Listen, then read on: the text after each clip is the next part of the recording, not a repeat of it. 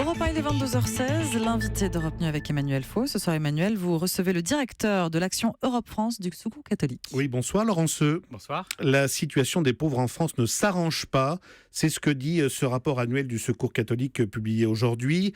Alors d'abord, pour lever toute ambiguïté, quand on dit qu'elle ne s'arrange pas, est-ce qu'il faut entendre qu'elle s'aggrave ? On ne peut pas dire qu'elle s'aggrave. Si on regarde les chiffres de l'INSEE qui ont été donnés, on voit que sur les inégalités, on a plutôt une petite réduction. Alors, est-ce que c'est une bonne nouvelle ? Du point de vue du Secours catholique, on dit c'est extrêmement relatif. Pourquoi ? Parce que nous constatons, de notre point de vue, à travers l'enquête que nous avons réalisée, que le revenu des personnes que nous rencontrons, le revenu médian, est de 535 euros. 535 euros, c'est un gain de 35 euros en 4 ans. 35 euros en 4 ans, alors c'est pas une baisse, mais c'est extrêmement faible, et pour nous, c'est renforcé par le fait qu'on peut constater que les personnes en précarité que nous rencontrons aujourd'hui accèdent de plus en plus difficilement à l'emploi, alors même que leur qualification augmente. On a aujourd'hui, par exemple, 14% des personnes que nous rencontrons qui ont fait des études supérieures. Elles n'étaient que 10% il y a quelques années, donc on voit qu'elles décrochent. Ça, c'est un indice de la sous-qualification, comme on dit, qui gagne du terrain. C'est-à-dire qu'à diplôme égal, les gens ont de moins en moins d'activités qui soient en correspondance avec leur diplôme, quoi. Oui, et puis on disait jusqu'à présent que le fait d'avoir un diplôme protégeait. Or là, on constate que ce n'est plus le cas. Et les personnes ont beau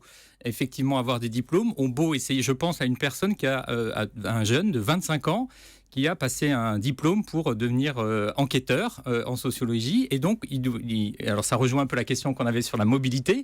C'est une personne qui a son diplôme et il reste coincé. Alors, je précise que ce rapport a été établi sur la base de 92 000 cas très différents de bénéficiaires du Secours catholique à travers les dossiers et les données qui sont contenues dans ces dossiers.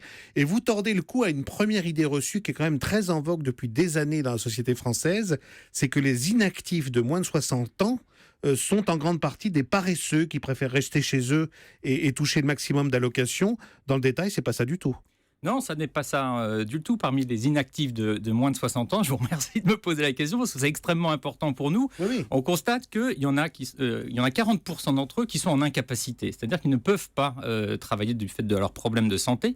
Il y en a 25% qui ne peuvent pas travailler parce qu'ils ont des problèmes de régularité par rapport au droit au travail. Donc déjà 65% empêchés de travailler du fait de leur situation. Exactement. Et pour les personnes restantes, on a 26% de personnes qui restent au foyer. Pourquoi ? Parce que c'est la situation des femmes avec des enfants qui sont seules et qui n'arrivent pas aujourd'hui, dans l'offre qui est proposée de garde, à s'en sortir. Donc ça laisse pas beaucoup de pourcentage pour ce qu'on appelle les assistés volontaires, quoi. Non, parce que dans ceux qui restent, vous pouvez avoir des personnes qui sont à la retraite et qui finalement ne peuvent plus travailler, etc., qui ont un âge et qui n'y arrivent pas. Donc nous, on veut vraiment tordre le cou à ça parce que cette question de l'assistanat doit vraiment être renversée. Parce que pour les actifs de moins de 60 ans, parce qu'il y a les inactifs, mais il y a aussi les actifs de moins de 60 ans, ce que nos enquêtes montrent, c'est que ces personnes-là, elles ont des horaires de travail qui sont atypiques, qui sont décalés, ils n'ont pas de permis de conduire, elles se déplacent, elles marchent, etc. Et près de 2 tiers d'entre elles seraient prêtes à se bouger, mais elles n'y arrivent pas. Alors on en vient justement à une autre conclusion très importante de votre rapport, c'est que le coût des transports est un facteur aggravant de la pauvreté. Alors quand je dis coût des transports, c'est aussi bien les transports publics que le budget essence pour mettre dans le réservoir de la voiture, c'est bien ça ? Oui, on considère aujourd'hui que la précarité qui est liée à la mobilité, elle touche 8 millions de personnes en France. Donc on a fait une enquête et l'enquête montre que 2 tiers des personnes en précarité se déclarent contraintes de par cette difficulté de mobilité et ça concerne 3 quarts des actifs. En clair, des gens qui sont obligés d'aller habiter assez loin de leur lieu de travail parce que le logement est moins cher et qui se retrouvent dans un cercle vicieux, c'est qu'il faut les transports pour les ramener vers le lieu de travail et là ou bien ça coûte cher ou bien c'est mal desservi. Il y a une vraie spirale entre les questions d'isolement, la question de l'accès aux moyens de transport, à l'emploi et puis le coût de la voiture. Là, je pense à une femme qu'on a rencontrée qui, elle, travaille 1 heure le matin. Ensuite, à 13h, elle se met en route pour aller travailler dans une société de ménage industriel. Elle met 1 heure et demie pour s'y rendre. Donc, elle va là-bas, elle fait ses 3 heures de travail. Ensuite, elle a encore 1 heure et demie pour rentrer chez elle à 20h.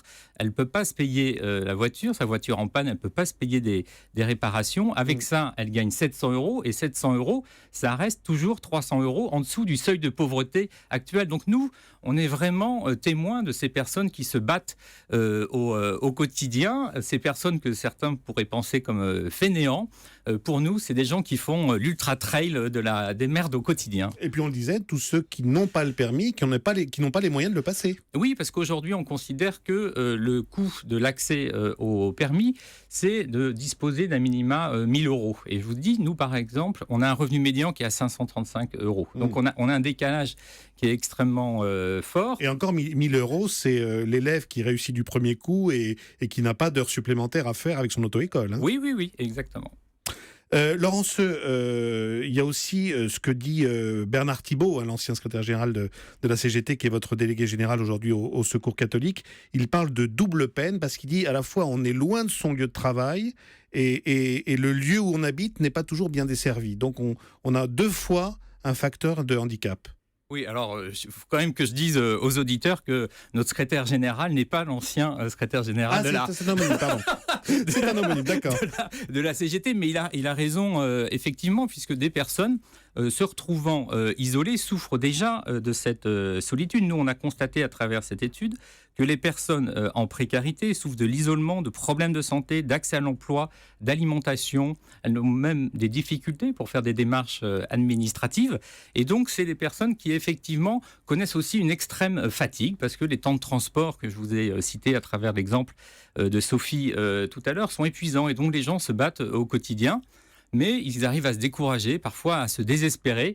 Et nous, on a envie de leur dire soyez fiers de vous, ne lâchez rien, parce que vous êtes des héros du quotidien. Vous êtes bienvenus au Secours catholique et vous avez votre place dans la société française. En un mot, on est à 1 mois des élections régionales. Vous lancez un appel, notamment aux collectivités locales, pour qu'elles fassent un effort en faveur de ces plus précaires. Oui, parce qu'on dit il y a 2 clés importantes, en tout cas, qui sont d'une part la question de la formation. J'ai dit tout à l'heure les difficultés liées à l'emploi, et puis il y a la question de la mobilité et comment on arrive à se déplacer. Et aujourd'hui, dans une société qui devient très complexe, avec un marché de l'emploi qui est difficile, il faut avoir de l'agilité, il faut avoir de la mobilité. Et donc on dit, il y a des compétences régionales aujourd'hui extrêmement fortes sur notamment la question de la formation professionnelle et sur la question des transports.